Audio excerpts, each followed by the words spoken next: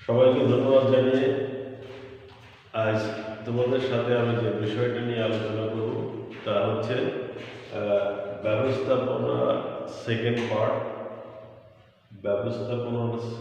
পার্টের চতুর্থ অধ্যায় সংগঠন থেকে। সকল দ্বাদশ শ্রেণীর ব্যবসা শিক্ষা শাখার ছাত্রছাত্রীদের ধন্যবাদ জানিয়ে তাহলে শুরু করি আজকের আলোচনা। আজ তোমাদের সাথে আলোচনা করব হচ্ছে সরলরৈখিক সংগঠন কাকে বলে, আর সরলরৈখিক সংগঠনের সুবিধা আর অসুবিধাগুলো কী কী সুবিধা আছে সরলরৈখিক সংগঠনের আর কি অসুবিধা আছে সেই বিষয়ে তোমাদের সাথে আজকে আলোচনা করব। আজকে জানি যে সংগঠন আসলে কয় প্রকার।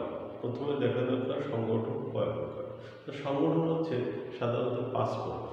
এক হচ্ছে সরলরৈখিক সংগঠন, সরলরৈখিক সংগঠনের পরে হচ্ছে কার্যভিত্তিক সংগঠন, কার্যভিত্তিক সংগঠনের পরে হচ্ছে সরলরৈখিক ও পদস্থ সংগঠন, এরপর হচ্ছে তোমার ম্যাট্রিক্স সংগঠন, তারপর হচ্ছে কমিটি সংগঠন। সংগঠন সাধারণত কয় প্রকার? 5 প্রকার। একটা হচ্ছে সরলরৈখিক সংগঠন, দ্বিতীয়টা হচ্ছে কার্যভিত্তিক সংগঠন, তৃতীয়টা হচ্ছে সরলরৈখিক ও পদস্থ সংগঠন, চতুর্থটা হচ্ছে কমিটি সংগঠন, পঞ্চম হচ্ছে তোমার ম্যাট্রিক্স সংগঠন। এই 5টা সংগঠনের ভিতর থেকে আমরা যে সংগঠন নিয়ে আলোচনা করব সেটা হচ্ছে তোমার সরলরৈখিক সংগঠন। এখন সরলরৈখিক সংগঠন কাকে বলে?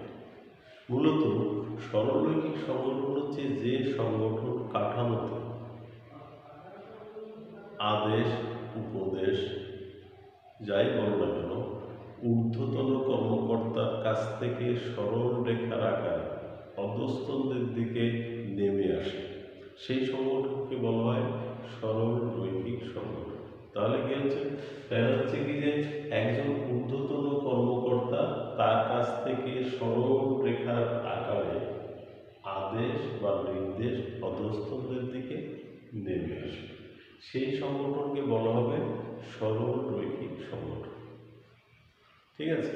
এখন এই সংগঠন হচ্ছে সবচেয়ে জনপ্রিয় এবং সবচেয়ে সহজতম একটা সংগঠন, যেখানে ঊর্ধ্বতন কর্মকর্তা কার্য সম্পাদনের জন্য অধস্তনকে আদেশ বা নির্দেশ দেয় সরল রেখার আকারে। একদম ক্লিয়ার যে সরল রেখার আকারে আদেশ বা নির্দেশ দেয়। আর এই সংগঠনের কিছু সুবিধা আর কিছু অসুবিধা আছে। প্রত্যেকটা ভালো মন্দ যে কোনো জিনিসের ভালো মন্দ থাকে।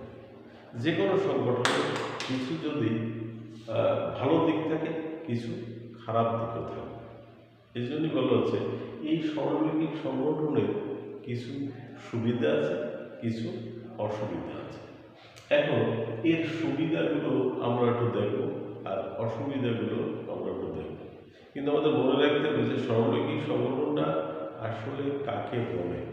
সরলরৈখিক সংগঠনটা মূলত যে কথাটা বললাম যে আদেশ বা নির্দেশ ঊর্ধ্বতন কর্মকর্তার কাছ থেকে অধস্তনদের দিকে সরল একটা রেখার মতো নেমে আসে, এটাকে বলা সরলরৈখিক সংগঠন।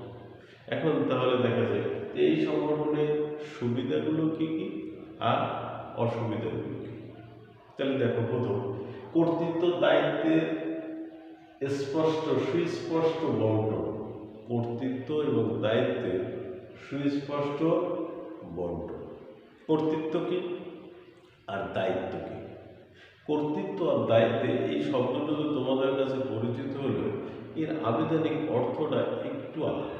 সেটা হচ্ছে কি যে কর্তৃত্ব হচ্ছে ক্ষমতা, অন্যকে কাজ করতে বাধ্য করার যে ক্ষমতা সেটা হচ্ছে কর্তৃত্ব, বাধ্য করা। আর দায়িত্ব হচ্ছে কোনো কাজের ভার পাওয়া। তাহলে এই সংগঠনের একটা গুরুত্বপূর্ণ গুণ হচ্ছে যে এর কর্তৃত্ব স্পষ্ট থাকতেছে, দায়িত্ব কিন্তু স্পষ্ট বন্টন থাকতেছে। অর্থাৎ একজন ঊর্ধ্বতন কর্মকর্তার কর্তৃত্ব কতটুকু, আর একজন অধস্তন কর্মকর্তার তার দায়িত্ব কি, এটা কিন্তু স্পষ্ট। তার কর্তৃত্ব কি আর দায়িত্ব কি। কর্তৃত্ব মানে ক্ষমতা, আর দায়িত্ব মানে হচ্ছে কোনো কাজে হাত পাওয়া। ক্লিয়ার? এবার বলা যায় দ্বিতীয় যে সুবিধা, দ্রুত সিদ্ধান্ত গ্রহণ ও বাস্তবায়ন। দেখো, প্রতিষ্ঠানের প্রয়োজনে অনেক সময় খুব দ্রুত সিদ্ধান্ত গ্রহণ করতে হয়। এখন যেখানে আসলে সবাই মিলে সিদ্ধান্ত গ্রহণ করা হয় বা একের অধিক মানুষ যখন সিদ্ধান্ত গ্রহণ করে, তখন কিন্তু একটা জটিলতা তৈরি হয়। আর যখনই জটিলতা তৈরি হয়, তখন কিন্তু তা বাস্তবায়ন করতেও কিন্তু অনেক দেরি হয়ে যায়। এখন এই জটিলতা নিরসনের জন্য সর্বৈকিক সংগঠন কিন্তু সবচেয়ে উপযুক্ত একটা সংগঠন। সেটা হচ্ছে কেমন, যে সর্বৈকিক সংগঠনের সর্বময় কর্তৃত্ব থাকে হচ্ছে নির্বাহীর কাছে। অর্থাৎ নির্বাহীকে কিন্তু দ্রুত সিদ্ধান্ত গ্রহণ করতে হবে। আর যখনই দ্রুত সিদ্ধান্ত গ্রহণ করা হবে, তখন কিন্তু আসলে এটা বাস্তবায়নও অত্যন্ত দ্রুততার সাথে করা সম্ভব হবে। এখন তাহলে গেল দ্রুত সিদ্ধান্ত গ্রহণ ও বাস্তবায়ন। দ্রুত সিদ্ধান্ত গ্রহণ ও বাস্তবায়ন, এই সুবিধাটা কিন্তু এই সর্বৈকিক সংগঠনে বিদ্যমান। অন্য যে কোনো সংগঠনের চেয়ে কোনো একটা সিদ্ধান্ত গ্রহণ বা সেটিকে বাস্তবায়ন করার ক্ষেত্রে সর্বৈকিক সংগঠনের জুড়ি নেই। এরপরে এসে আমরা তৃতীয় সুবিধাটি, এটা হচ্ছে কি সর্বোচ্চ শৃঙ্খলা প্রতিষ্ঠা। সর্বোচ্চ শৃঙ্খলা প্রতিষ্ঠা। দেখো, তোমাদের পরিবারের কথা চিন্তা করো। একটা পরিবারে যদি প্রত্যেকের কাজ, প্রত্যেকের কর্তব্য, প্রত্যেকের দায়িত্ব, প্রত্যেকের ক্ষমতা যদি সুন্দর করে বন্টন করা থাকে, যে কার কোন কাজটা, ঘুমিতে উঠে কার কি কি কাজ করতে হবে, কোন কাজগুলো কে কাকে বলে দেবে, এইরকম যদি স্পষ্ট থাকে, তাহলে দেখো সেখানে বিশৃঙ্খলতার কোনো সুযোগ নেই। সবসময় একটা শৃঙ্খলা মাফিক চলতে থাকবে। এখন কথা হচ্ছে যে সর্বোচ্চ শৃঙ্খলা প্রতিষ্ঠা, এখানে প্রত্যেকের দায়িত্ব, কর্তব্য, কর্তৃত্ব সব কিছু স্পষ্টভাবে আগের থেকে বর্ণনা করে। সেই কারণে এখানে শৃঙ্খলা ভঙ্গের কোনো আশঙ্কা নেই। অর্থাৎ এখানে সর্বোচ্চ শৃঙ্খলাটা প্রতিষ্ঠা করতে হবে। আমরা সাধারণত সর্বৈকিক সংগঠনের উদাহরণস্বরূপ সেনাবাহিনীর কথা বলতে পারি। তাহলে দেখো যে বাংলাদেশের যতগুলো প্রতিষ্ঠান আছে, তার ভিতর সেনাবাহিনী কিন্তু সবচেয়ে শৃঙ্খলা মাফিক বা সবচেয়ে বেশি শৃঙ্খলা কিন্তু সেনাবাহিনীর ভিতর বিরাজমান। এই জন্য বলতেছে যে সর্বৈকিক সংগঠন এটা কিন্তু আসলে একটা কি বলবো, একটা শৃঙ্খলাবিহীন কোনো কাজ করে না, এখানে সর্বোচ্চ শৃঙ্খলা প্রতিষ্ঠা করে থাকে। এরপরটা হচ্ছে তোমার যে নির্বাহী কার্য দক্ষতা বৃদ্ধি। নির্বাহী কার্য দক্ষতা বৃদ্ধি। এখন দেখো যে একটা মানুষ যদি একটা কাজ করে, কোনো একটা মানুষের পরে কোনো একটা কাজের পরে দায়িত্ব দেওয়া, তাহলে সে বারবার একই কাজ করতেছে, বারবার একই কাজ করতেছে, তাদের ফলে কি হচ্ছে, সে সেই কাজটাই প্রচণ্ড দক্ষতা অর্জন করতেছে, কিন্তু বাকি যে কাজগুলো সেই বিষয়ে কিন্তু সে অজ্ঞ থেকে যাচ্ছে। কিন্তু এখানে দেখা যাচ্ছে নির্বাহী হচ্ছে সর্বময় ক্ষমতার অধিকারী, তাকে বিভিন্ন ধরনের কাজ করতে হয়, তাকে পরিকল্পনা প্রণয়ন করতে হয়, তাকে তোমার সিদ্ধান্ত গ্রহণ করতে হয়, তাকে অর্থ দেখতে হয়, আইন দেখতে হয়, আদেশ দিতে হয়, বিভিন্ন ধরনের কাজ। একটা প্রতিষ্ঠানে বিজ্ঞাপন দিতে হয়, বিভিন্ন কাজ। একটা প্রতিষ্ঠানে যত রকম কাজ আছে সব কাজগুলো তার একা করতে হয়। অর্থাৎ সব কাজে তার কিছু কিছু কিছু কিছু দক্ষতা অর্জিত। এই জন্যই বলা হচ্ছে যেহেতু তাকে একটি নির্বাহী বিভিন্ন কাজ করা লাগে, অর্থাৎ সে বিভিন্ন কাজে দক্ষতা অর্জন করে। এই জন্য এই প্রতিষ্ঠানে নির্বাহী দক্ষতা বৃদ্ধি পায়। এরপর হচ্ছে পদোন্নতির স্পষ্ট পথ নির্দেশনা, নির্দেশক, পদোন্নতি। পদোন্নতি কি? যে পদোন্নতি কাকে বলে? পদোন্নতি হচ্ছে নিম্ন পদের থেকে উচ্চ পদে আসে, সেটাকে হচ্ছে পদোন্নতি। এখন এই সংগঠনের ক্ষেত্রে কি হচ্ছে? এই সংগঠনের ক্ষেত্রে পদোন্নতির একদম স্পষ্ট বর্ণন থাকতেছে, তোমার পথ নির্দেশনা থাকতেছে যে কিভাবে হবে। একজন ঊর্ধ্বতন যখনই অবসরে যাবে তখন তার অধস্তন যে থাকবে সে ওই জায়গায়, ওই ঊর্ধ্বতনের জায়গায় অধিষ্ঠিত হবে। একদম স্পষ্ট, একদম স্পষ্ট করে নির্দেশনা দেওয়া আছে। অর্থাৎ এটা কিন্তু পদোন্নতির একদম সুস্পষ্ট তোমার পথ নির্দেশনা। এই সুবিধাটা কিন্তু এই সরলরৈখিক সংগঠনের ক্ষেত্রে বিদ্যমান। এরপরে আসি আমরা স্থায়ী ও শক্তিশালী প্রতিষ্ঠান। যতগুলো প্রতিষ্ঠান আছে তার ভিতর এই সরলরৈখিক সংগঠনই সবচেয়ে স্থায়ী এবং শক্তিশালী প্রতিষ্ঠান। কারণ এই দীর্ঘদিন ধরে যেখানে একজন ব্যক্তি প্রধান থাকে, একাই সব কাজ নিয়ন্ত্রণ করে, দেখাশোনা করে, অর্থাৎ এখানে দ্বিমতের কোনো প্রশ্ন আসে না।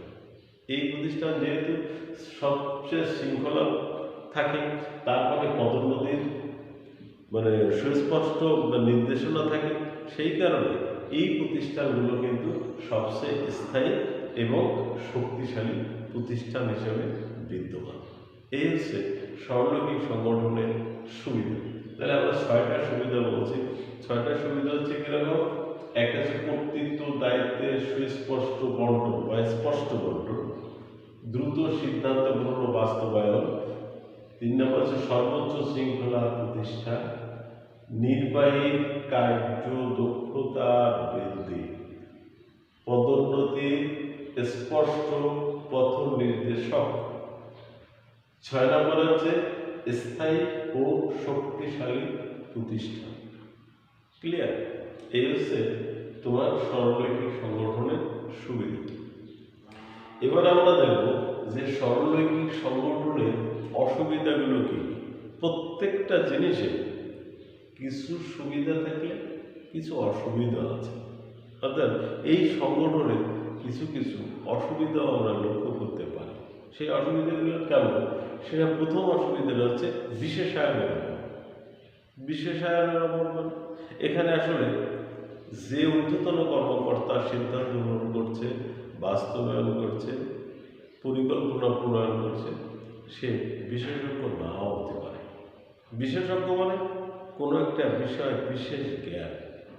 বিশেষজ্ঞ হচ্ছে কোনো একটা বিষয় বিশেষ জ্ঞান, এবং সেটা দেশের সরকার প্রতিষ্ঠিত কোনো প্রতিষ্ঠান থেকে নিবন্ধনকৃত একটা জ্ঞান, যেটা একজন ডাক্তার, একজন উকিল, এইরকম যে একদম কোনো বিষয়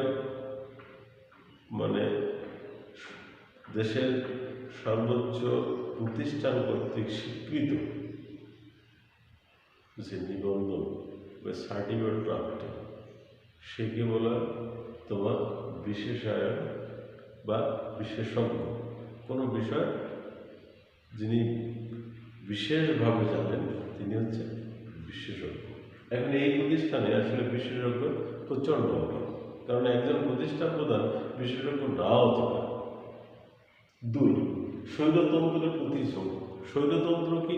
স্বৈরতন্ত্র বলতে বোঝা যায় যে যা খুশি তাই করে, অর্থাৎ এখানে নির্বাহী সর্বময় ক্ষমতার অধিকারী, অর্থাৎ উনি কিন্তু ওনার ইচ্ছা মতো ক্ষমতা দেখাতে পারে। ওনার ক্ষমতা বলে প্রতিষ্ঠানের নিয়ম নীতি বাদ দিয়ে ওনার নিয়ম নীতি পরিচালনা করতে পারে। এই জন্যই বলা হয় যেখানে স্বৈরতন্ত্রের প্রতি একটা ঝোঁক দেখা যায়। 3 নম্বর, নির্বাহী কার্যভার বৃদ্ধি। এখানে একজন নির্বাহীকে সব ধরনের কাজ করা লাগে, কিন্তু সমস্ত কাজে একজন নির্বাহী কখনোই আসলে দক্ষতা থাকে না বা দক্ষ থাকে না। অর্থাৎ এখানে দেখা যাচ্ছে যে তার প্রচুর একা অনেক কাজ করতে হয়, কিন্তু অন্য অন্য প্রতিষ্ঠানের ক্ষেত্রে, কার্যনির্বাহী প্রতিষ্ঠান হোক, পদস্থ প্রতিষ্ঠান হোক, কমিটি হোক, তারপরে তোমার অন্য যে কোনো প্রতিষ্ঠানের ক্ষেত্রে হোক না কেন, তোমার আসলে নির্বাহীর অত কাজ করা লাগে না। অধস্তনদের পরে বিকেন্দ্রীকরণ করা থাকে, অধস্তন তাদের নিজ নিজ দায়িত্ব পালন করে, বা ওই বিষয়ে যারা বিশেষজ্ঞ আছে তারা দায়িত্ব পালন করে। এইভাবে একজন নির্বাহী কত কাজ করা লাগে না। অর্থাৎ এই ক্ষেত্রে দেখা যায় যে নির্বাহীর কার্যভার বৃদ্ধি পায়। এর পরেরটা বা 4 নম্বরের অসুবিধাটা হচ্ছে নির্বাহীর অনুপস্থিতিতে ক্ষতি। দেখো, এখানে যে সমস্ত প্রতিষ্ঠানের সর্বাঙ্গীন সংগঠন আছে, যেখানে আসলে ঊর্ধ্বতন কর্মকর্তা বা নির্বাহী পরিকল্পনা প্রণয়ন করা, বাস্তবায়ন করা, সিদ্ধান্ত গ্রহণ করা সব কিছু একা করা লাগে। তাহলে ওই নির্বাহী যদি আসলে অনুপস্থিত থাকে তাহলে প্রতিষ্ঠান সাফল হয়। প্রতিষ্ঠান কিন্তু তার কার্যটা সঠিকভাবে সম্পাদন করতে পারে না, কারণ নির্বাহী ছাড়া কেউ সিদ্ধান্ত দিতে পারে না, পরিকল্পনা প্রণয়ন করতে পারে না, কিছুই পারে না। এই জন্যই বলা হচ্ছে যে নির্বাহীর অনুপস্থিতিতে এখানে অনেক ক্ষতি হয়ে যায়। এরপরটা হচ্ছে সমন্বয়ের সমস্যা। সমন্বয় একটা বিভাগের সাথে আরেকটা বিভাগে, একটা উপবিভাগের সাথে আরেকটা উপবিভাগের, একজন ঊর্ধ্বতন কর্মকর্তার সাথে একজন অধস্তন কর্মকর্তা, এখানে এইগুলো খুব অভাব। কারণ ঊর্ধ্বতন কর্মকর্তা তোমার অধস্তনদের সাথে যদি যোগাযোগ রক্ষা করে তাহলে যোগাযোগ রক্ষা হয়, তাহলে অধস্তনরা ঊর্ধ্বতনের সাথে আসলে কোনো কিছু সমন্বয় করতে পারে না। এই কারণে এই প্রতিষ্ঠানের সমন্বয়ের প্রচণ্ড সমস্যা দেখা যায়। জটিল ও বৃহদায়তন প্রতিষ্ঠানের জন্য অনুপযোগী। তাহলে দেখো, যেখানে প্রচুর পরিমাণের লোক কাজ করে এবং যে প্রতিষ্ঠানগুলো জটিল প্রক্রিয়ায় বিভিন্ন পর্যায়ে একটা কার্য বিভিন্ন প্রক্রিয়ার মাধ্যমে সম্পাদন হয়, সেই সমস্ত প্রতিষ্ঠানের ক্ষেত্রে আসলে এত এই সরলরৈখিক সংগঠন আসলে উপযুক্ত না। যেখানে প্রচুর লোক কাজ করতেছে, তখন একজন নির্বাহী, একজন ঊর্ধ্বতন কর্মকর্তা দিয়ে এই হাজার হাজার মানুষকে নিয়ন্ত্রণ করা, আদেশ দেয়া, নির্দেশ দেয়া, এটা আসলে সম্ভব হয় না। এই জন্যে প্রতিষ্ঠান যত জটিল হবে, মানে বিভিন্ন প্রক্রিয়ার মাধ্যমে উৎপাদন বা লক্ষ্য অর্জিত হবে, তখন আর প্রতিষ্ঠান যদি বড় হয়, যেখানে জনবল অনেক বড়, সেখানে কিন্তু এই প্রতিষ্ঠান বা এই সরলরৈখিক সংগঠন উপযোগী না। এই হচ্ছে এর আর একটা সমস্যা। তাহলে দেখা গেল আমরা আসলে সরলরৈখিক সংগঠনে যেরকম 6টা সুবিধার কথা বললাম, তেমনি 6টা অসুবিধার কথা বলি। তা সত্ত্বেও একটা শক্তিশালী, একটা তোমার স্থায়ী প্রতিষ্ঠান হিসেবে সরলরৈখিক সংগঠনের জনপ্রিয়তা বা এর গ্রহণযোগ্যতা সর্বক্ষেত্রে এখনো এগিয়ে। সবাইকে ধন্যবাদ জানিয়ে আজকের মতো এখানেই শেষ করছি।